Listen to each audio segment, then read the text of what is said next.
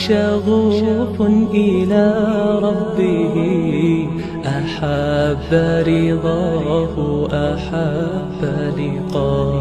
Assalamualaikum warahmatullahi wabarakatuh. Alhamdulillahi wa kafa. Wassalatu wassalamu ala rasulillahil mustafa wa ala alihi wa sahbihi wa man wafa. Amma ba'd. Fa ya ibadallah, usi nafsi wa iyyakum bi taqwallahi faqad fazal muttaqun. Fala tamutunna illa wa antum muslimun. Faqala ta'ala ya ayyuhalladzina amanu taqullaha haqqa tuqatih wa la tamutunna illa wa antum muslimun.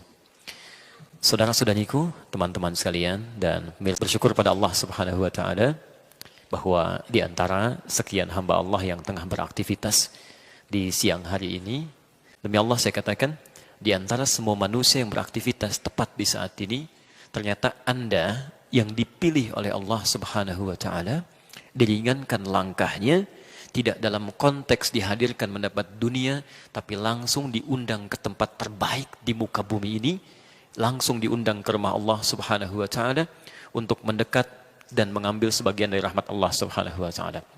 Perhatikan, orang-orang seperti ini oleh Nabi sallallahu alaihi wasallam diberikan porsi khusus, disiapkan satu kalimat dan dimohonkan kepada Allah untuk setidaknya diberikan 5 keutamaan dalam kehidupannya.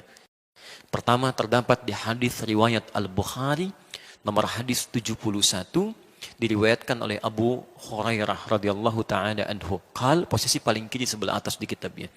Lihat kalimatnya. Qala Rasulullah sallallahu alaihi wasallam. Rasulullah sallallahu alaihi wasallam satu kali pernah menyampaikan, man yuridillahu bihi khaira. Siapapun, man itu dalam bahasa Arab itu satu huruf yang berfungsi untuk menunjuk kepada subjek atau objek tapi tanpa batas. Ismun mausulun yadullu 'alal 'ammiyah, enggak ada batasnya. Mau laki-laki, perempuan, besar, kecil, tua, muda, siapapun. Siapapun yuridillahu bihi khaira, yang diinginkan oleh Allah berubah menjadi orang baik, memiliki sifat-sifat kebaikan. Teman-teman, orang baik dipandang baik oleh manusia belum tentu dipandang baik oleh manusia yang lainnya. Anda orang Bandung disebut baik oleh teman-teman di Bandung. Orang Bekasi belum tentu menyebut Anda orang baik. Bahkan orang Jakarta belum tentu kenal Anda. Se-Indonesia menyebut Anda yang terbaik. Orang Afrika mimpi aja belum pernah lihat Anda. Belum tentu nyambung gitu kan. Tapi kalau Allah mengatakan Anda orang baik, maka seluruh penduduk langit dan bumi akan mengatakan Anda yang terbaik. Siapa orang baik menurut Allah ini? Lihat kalimatnya.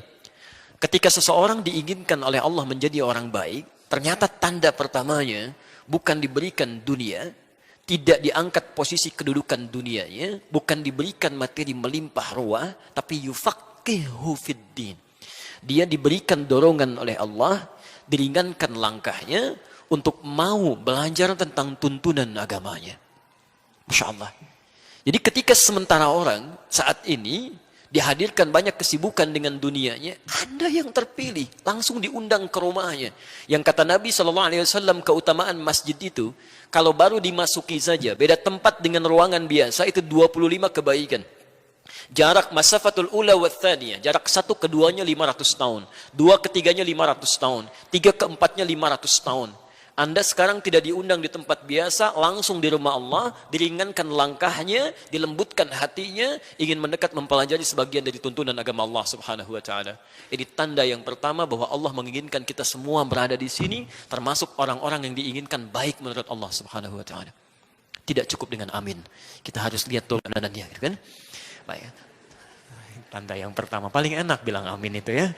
Baik. Walaupun kaidah amin di Quran itu didahului dengan iyyaka na'budu wa iyyaka nasta'in. Jadi na'budu dulu baru nasta'in.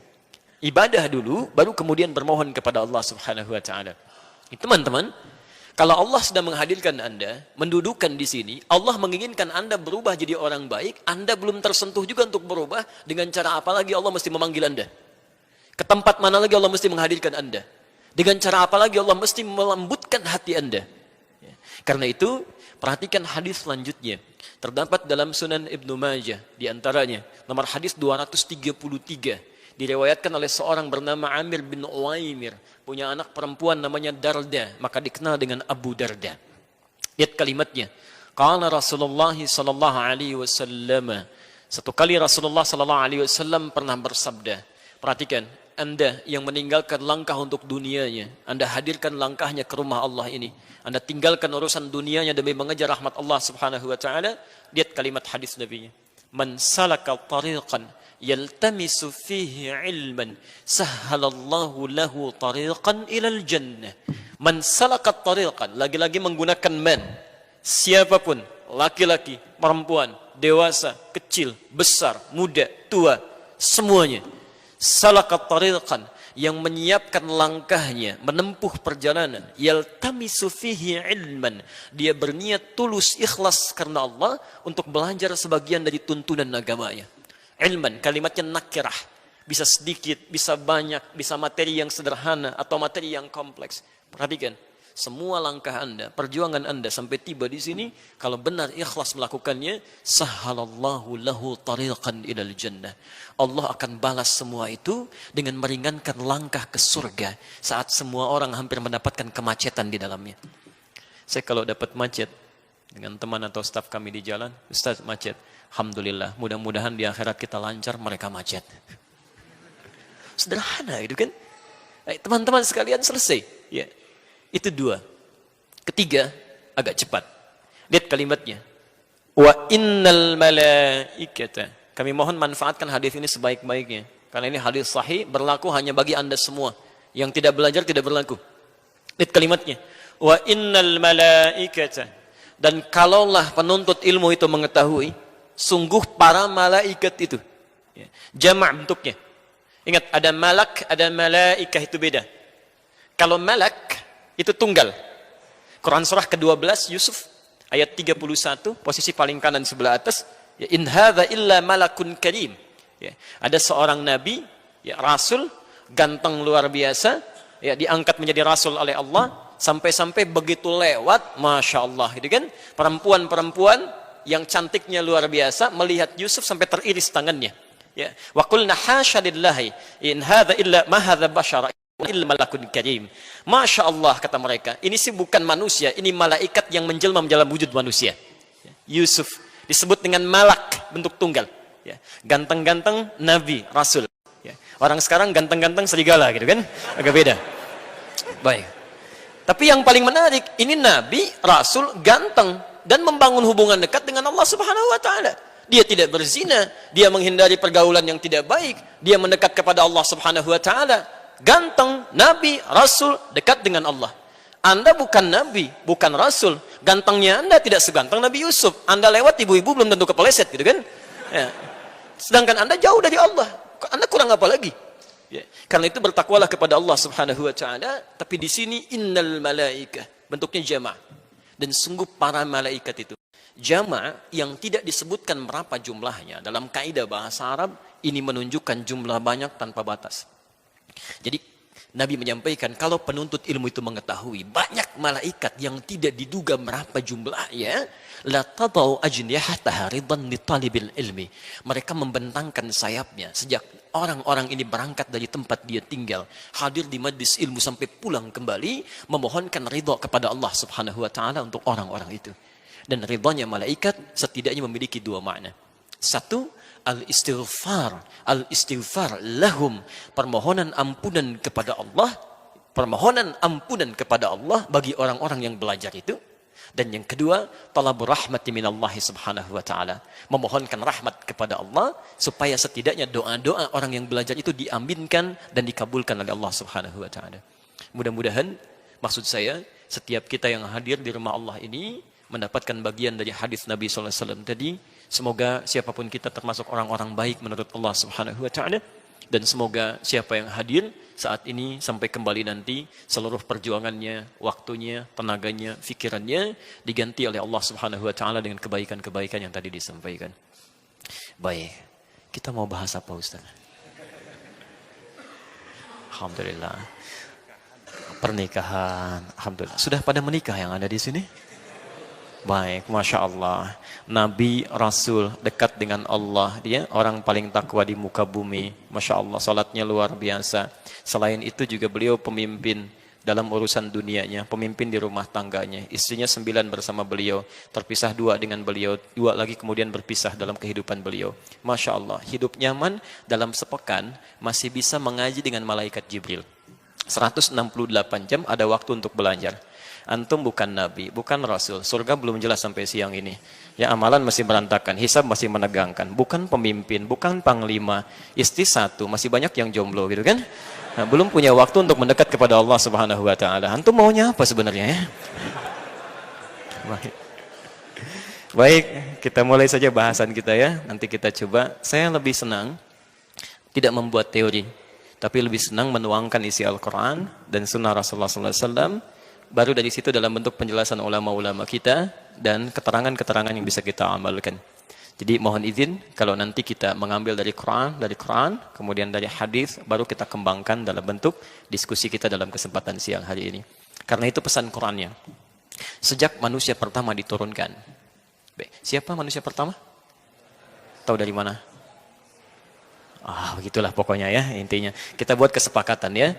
Mulai saat ini kalau kita belum tahu tentang sesuatu, paling gampangnya cukup katakan wallahu a'lam. Oke? Malaikat ditanya, mereka menjawab qalu subhanaka la ilma lana illa ma 'allamtana. Ya, Quran surah kedua 32, posisi paling kiri sebelah atas. Sahabat Nabi ditanya, dikatakan Allah wa rasuluhu a'lam. Antum bukan malaikat, bukan sahabat Nabi, semua tahu, Masya Allah ya. Baik, ini kaidahnya sederhana. Baik, siapa manusia pertama di muka bumi ini? Masya Allah, wallahu a'lam. Ini antum siapa sebetulnya? Baik. Manusia pertama oleh Quran disebut dengan Bashar. Terulang 35 kali dalam Al-Quran, bentuk dualnya sekali. Kalimat Bashar pertama saat dinisbatkan kepada manusia itu ada di Quran surah ke-15 ayat ke-28. Alhamdulillah.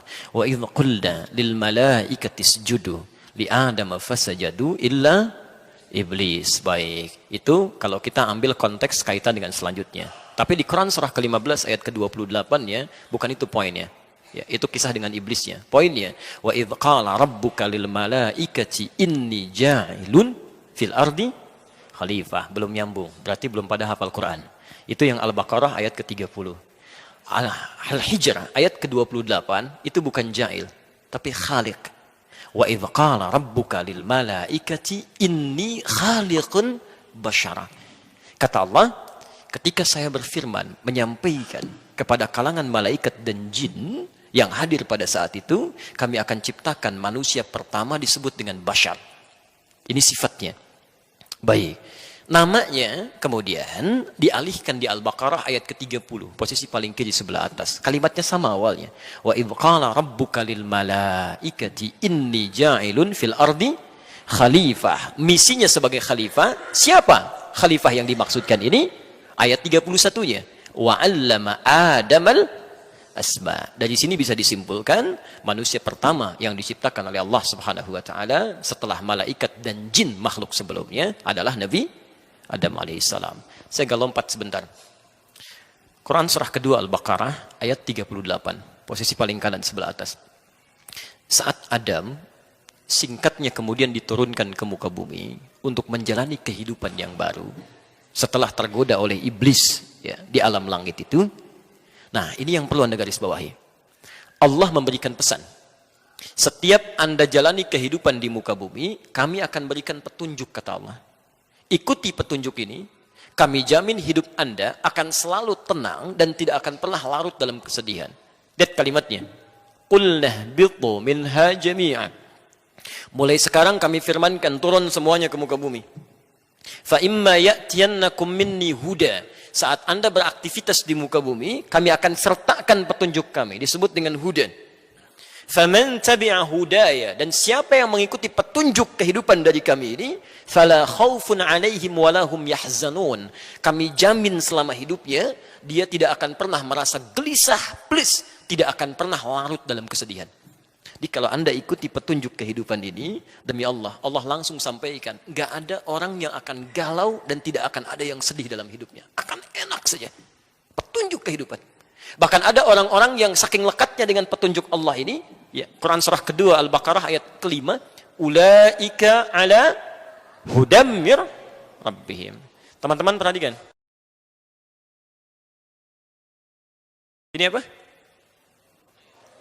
Oh, jangan katakan wallahu alam ya. Ini botol haramain isinya air. Baik. Sekarang perhatikan, botol ini ada di atas apa? Meja. Ada jarak tidak? Ada. Kalau ada benda di atas, kemudian ada jarak di bawahnya, dengan benda bawahnya, itu disebut fauqa namanya. Fauqa, ada jaraknya. Tapi kalau menempel seperti ini, tidak ada jaraknya, maka disebut dengan ala namanya. Ala. Perhatikan, ada orang-orang yang selalu lekat nempel dengan petunjuk Allah Subhanahu wa taala. Ulaika bukan fauqa, ala hudan. Jadi dia bangun tidur, ingat petunjuk Allah. Dia mau melihat, dia gunakan petunjuk Allah dengan penglihatannya. Dia mau duduk, ingat dengan Allah. Dia mau makan, ingat dengan Allah. Orang-orang yang selalu lekat dengan petunjuk Allah, itu dijamin. Lihat ujung ayatnya. Wa ulaika humul muflihun. Kami pastikan orang-orang itu pasti bahagia dalam kehidupannya. Ada orang-orang yang di rumah tangganya ingat dengan Allah. Pekerjaannya ingat dengan Allah. Bahkan dari berdirinya, duduknya sampai tidurnya, tidak ada yang diingat kecuali Allah Subhanahu wa taala. Berita baik ya, sejak Nabi Adam diturunkan, diberikan petunjuk, disebut apa tadi petunjuknya? Hudan. Teman-teman, ternyata semua generasi setelah Adam, saat diutus nabi-nabi setelahnya, itu semua nabi, dari Nabi Adam sampai nabi yang terakhir, itu semuanya oleh Allah bersamaan diturunkan dengan petunjuk kehidupan bagi umatnya. Dan namanya semua sama, Hudan. Siapa nabi terakhir? Nabi Muhammad Sallallahu Alaihi Wasallam. Wah, hati-hati ya. Saya audiensi terakhir dengan MUI di Jawa Barat. Itu sekarang lagi marak nabi di Jawa Barat. Hampir tiap bulan Pak ada nabi baru. Bu, hampir tiap bulan. Sekarang nabi barunya lagi di Karawang ini ya, sebagian ya. Dulu saya lihat di catatan Bakor Pakam Kementerian Agama. Ada nabi, saya kira itu yang terakhir. Perbatasan Jawa dengan Sunda, Cirebon ke sana. Ya, bikin ajarannya Jasun namanya, Jawa Sunda. Nabinya Tugimin. Saya kira selesai gitu kan. Ternyata pindah ke beberapa tempat yang baik. Lihat, nabi terakhir Nabi Muhammad sallallahu alaihi wasallam. Dari mulai Nabi Adam sampai Nabi Muhammad, ternyata semua nabi dan rasul ketika diutus oleh Allah membimbing umatnya, itu semuanya membawa hudan. Silakan Anda urutkan ya. Saya beri contoh. Muhammad bin Abdullah, bin Abdul Muttalib, bin Hashim, bin Abdul Manaf, bin Qusay, bin Murrah, bin Kilab, bin Ka'ab, bin Ghalib, bin Fihir, bin Malik, bin Nadar, bin Kinana, bin Khuzaimah, bin Mudrikah, bin Ilyas alaihi salam, bin Nizar, bin Mudar, bin Ma'ad, bin Adnan, bin Addi, bin Adri, bin Muqawwam, bin Nahur, bin Tarih, bin Ya'rub, bin Yasjub, bin Nabit, bin Ismail alaihi salam, bin Ibrahim alaihi salam, bin Adhar, atau bin Nahur, bin Abir, bin Kinan, bin Arfakhshad, bin Sam, bin Nuh alaihi salam, bin Mihlail, Matushala, bin Kinan, bin Anwas, bin Thith, bin Adam alaihi salam. Sampai ke Nabi Muhammad yang terakhir, turun firman Allah Subhanahu wa taala di Quran surah kedua Al-Baqarah ayat 185. Posisi paling kiri di pertengahan. Lihat kalimatnya. Syahrul Ramadan alladzi unzila fihil Quran. Setelah itu hudal linnas. Khusus untuk nabi terakhir, rasul terakhir, umat terakhir, kami turunkan petunjuk spesial yang semua kebutuhan hidup dan solusinya ada di situ, Pak. Jadi teman-teman, semua aktivitas kehidupan kita dari sebelum lahir sampai wafat, petunjuknya ada di situ semua. Disebut Al-Quran. Ya.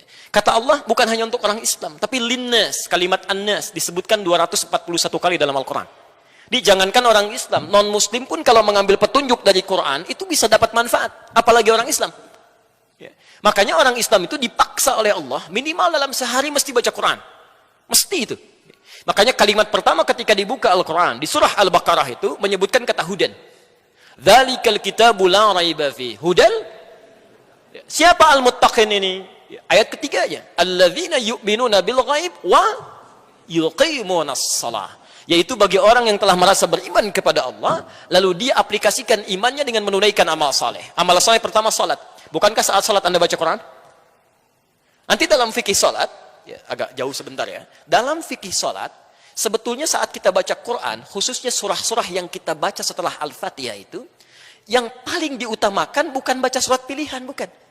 Tapi memilih surat yang sesuai dengan kebutuhan hidup kita. Saya beri contoh misal, Anda sedang bekerja, Tiba-tiba ada kesulitan di pekerjaan. Anda sholat setelah baca Al-Fatihah, pilih ayat surat yang sesuai kebutuhan Anda. Quran surah 17 misalnya, ayat 79 sampai 81.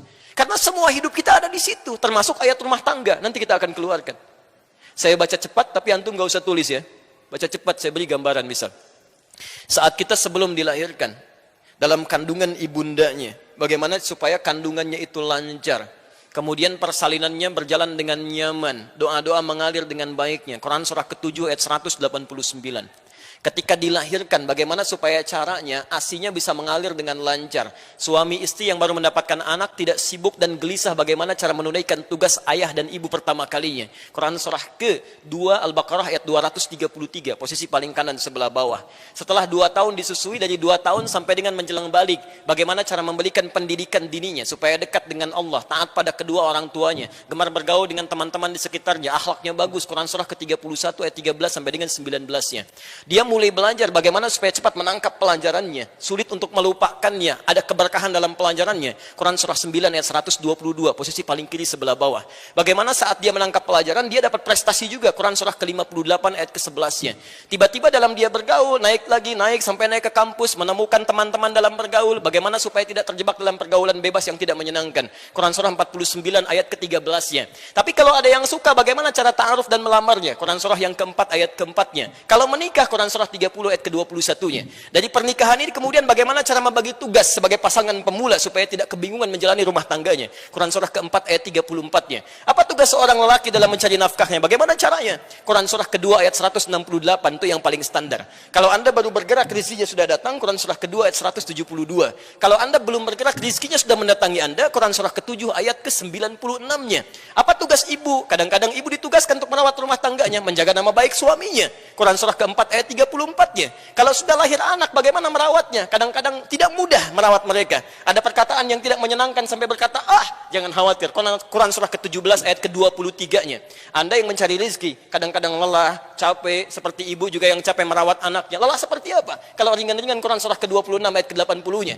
Kalau kena penyakit, semua orang mengatakan sampai dokter berkata, ini nggak mungkin, nggak ada kesembuhan, nggak ada obat untuknya. Kata Allah, tidak ada yang tidak mungkin. Lakukan amalan seperti Nabi Ayub pernah melakukannya. Quran surah ke-21 ayat 83 sampai 84-nya. Anda bekerja, kadang-kadang ada yang iseng, ingin menyingkirkan Anda, menyudutkan Anda, menyungkurkan Anda. Bagaimana mengatasinya? Memohon kepada Allah dengan Quran surah ke-17 ayat ke-79 sampai dengan 81-nya. Kalau ada yang mengganggu Anda sampai luar biasa dahsyatnya, membuat Anda gelap mata, sesak nafas di situ, selalu ada solusinya. Quran surah ke-21 ayat 87 sampai dengan 88-nya. Teman-teman, ketika harta Anda mulai meluas, tiba-tiba menghadapi tantangan, Quran surah kedua ayat 214. Bagaimana mengatasinya? Quran surah ketiga ayat 142. Kalau Anda berhasil ingin bersyukur, Quran surah ke-14 ayat ke-7-nya. Masalah mulai datang lagi, bagaimana berharap? Di Quran surah kedua ayat 155 sampai 157-nya. Sampai Anda usia 40 tahun lebih, orang tuanya masih ada, bagaimana cara membalasnya? Kata Allah, memang agak sulit, tapi Anda bisa mencoba dengan Quran surah ke-46 ayat ke-15-nya. Apakah saya akan hidup untuk selamanya ya Allah? Tidak. Satu saat kamu akan pulang. Kamu akan meninggal karena ada maut yang akan mendatangi Anda. Quran surah ketiga 185. Ya Allah, bagaimana saya meninggalnya caranya? Bagaimana maut caranya datang kepada saya? Akan diutus perwakilan kami namanya Malakul Maut. Quran surah ke-32 ayat ke-11-nya. Bagaimana cara dia mengambil nyawa kami ya Allah? Kalau ingin sedikit menyenangkan, tenang panggilannya. Quran surah 89 ayat 27 sampai dengan 30 itu. Ya ayat Tuhan nafsul mutmainnah. Kalau kamu ingin sedikit menegangkan sambil dipukulin malaikat, Quran surah ke-8 ayat ke-50 itu. Ya Allah, saya telah belajar suasana malam pertama di alam dunia. Bagaimana suasana malam pertama di alam kubur supaya saya bisa siap-siap? Silahkan lihat Quran surah ketiga ayat 169 sampai 171-nya. Ya Allah, apakah siksa kubur juga ada? Kalau pengen nyobain silahkan. Quran surah ke-40 ayat 45 sampai 46 sampai 47-nya. Ya Allah, bagaimana saat dibangkitkan nanti? Ada orang dibangkitkan langsung melihat Allah tanpa jeda, bahkan tanpa hijabnya, langsung melihat Allah sampai gembira, berbinar-binar wajahnya. Quran surah 75 ayat ke-22 sampai 23. Tapi ada orang juga yang dimintakan oleh Allah nggak perlu repot memikirkan hisab karena dia akan masuk neraka tanpa hisab. Quran surah ke-18 ayat 100 sampai dengan 101-nya. Ya Allah, kira-kira di surga seperti apa nikmatnya? Nggak perlu, itu nggak perlu. Jangan sampai dibayangkan karena tidak bisa dilihat, tidak bisa didengar, tidak terlukiskan. Tapi kalau kamu ingin mendengar informasi dari kami, ada surga yang paling indah bersama Rasulullah. Ikuti sunnahnya. Quran surah ketiga ayat 31. Tingkat surga kedua yang semuanya diberikan oleh Allah di taman surga. Quran surah ke-51 ayat 15 sampai ayat 23-nya. Ada surga yang tingkat ketiga, luasnya seluas langit dan bumi. Anda mau aktivitas jungkir balik silahkan, nggak akan sampai ke ujungnya. Quran surah ketiga ayat 133 sampai 134. Bahkan ada surga kelas ekonomi yang saking indahnya nggak pernah dilihat oleh mata, terdengar oleh telinga, bahkan tidak terbayangkan dalam benak kita, dan keindahannya tak terlukiskan. Quran surah kedua ayat ke-25 itu semuanya ada. Semuanya ada. Yang tidak ada, teman-teman sekalian, kita jarang baca isinya. Jadi setiap sholat dari subuh sampai isya yang dibaca itu lagi. Anas lagi. Dan dikabulkan oleh Allah. Pantas mimpinya ketemu jin terus gitu kan. Masya Allah. Minal jinnati wan nas. Jadi dari sini, kalau petunjuk itu kita keluarkan, itu mudah Pak, Bu. Hidup tuh enak gitu. Makanya ayatnya diakhiri oleh Allah, yuridullahu bikumul yusra. Allah menginginkan hidup Anda itu mudah. Wala yuridu bikumul usra. Kami nggak ingin hidup Anda susah. Jadi kalau ada orang yang susah hidup, ya di rumah susah, di kantor susah, yang salah bukan Allah. Yang salah manusia nggak baca petunjuknya. Karena itulah kemudian dalam konteks materi kita insya Allah akan coba keluarkan panduan-panduan dari Al-Quran. Seperti apa petunjuk nabinya, yang dengan itu mudah-mudahan materi ini bisa memudahkan kehidupan setidaknya dari rumah tangga kita sesuai tema yang kita bahas. Kita baru mau mulai ini ya, yang tadi mukaddimah. Baik. Jadi salah kalau ada orang Islam baca Quran, kemudian dirinya tidak lebih dekat dengan Allah. Ada yang keliru dalam bacaannya. Ya karena Allah sendiri sudah mengatakan di Quran surah ke-8 itu kan, dimulai dari ayat yang keduanya sampai ketiganya. Innamal mu'minuna alladzina idza dzukirallahu wajilat qulubuhum wa idza tuliyat alaihim ayati zadatuhum imana.